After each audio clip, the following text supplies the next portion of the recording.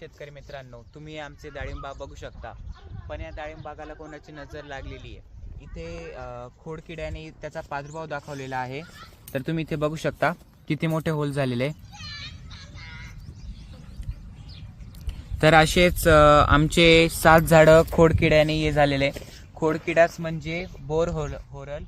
तर मागील एक दिवशी आम्ही याच्यामध्ये पेट्रोल पण सोडलेलं होतं आणि आज आपण याच्यामध्ये मोनोक्रोटोफॉन्स टाकणार आहोत। तर हे 36% डायल्यूट आहे, 36% कॉन्सन्ट्रेटेड आहे। तर आता आपण हे सोडून बघू याचा काय फरक होतो, आपण ते बघूया। तर सोडायच्या आधी आपल्याला तिथे खोडकिड्याने होल केलेले आहे, तिथे तारेने अजून थोडंसं होल करायचं म्हणजे हे त्याच्यामध्ये जाईल।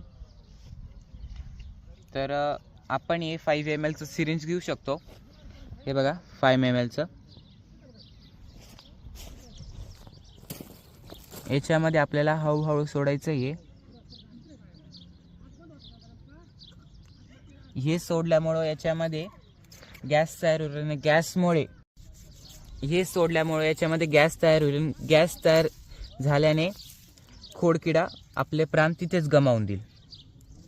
तर औषध सोडल्यानंतर आपल्याला याच्यावरती माती लावायची आहे, म्हणजे एक गॅस चेंबर सारखं काम करेल। अशी आपल्याला ओली माती लावायची, इथे माती आतपर्यंत टाकायची आहे, म्हणजे गॅस चेंबर सारखं पॅक होईल आणि मध्ये गॅस क्रिएट झाल्यानंतर तो खोडकिडा आपले प्राण सोडून देईल। तर असेच इन्फॉर्मेटिव्ह व्हिडिओ पाहण्यासाठी शेअर करा, लाईक करा आणि सबस्क्राईब करा। धन्यवाद।